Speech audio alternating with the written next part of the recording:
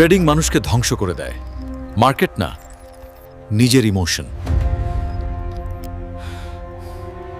Profit হলে ভয়, loss হলে রাগ, এই চক্রেই 90% মানুষ হারিয়ে যায়।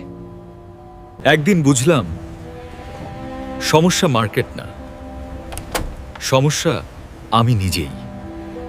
আমি ট্রেড ছেড়ে দিলাম, কারণ এখন ইউবটই ট্রেড করে, আমি শুধু সিস্টেম ফলো করি।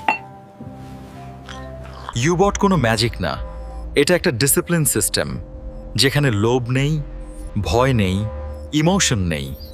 আজ আমি শান্ত, কারণ আমি আর সিদ্ধান্ত নেই না, সিস্টেম নেয়। আমি ট্রেডার না, আমি system builder. Emotion of, system on.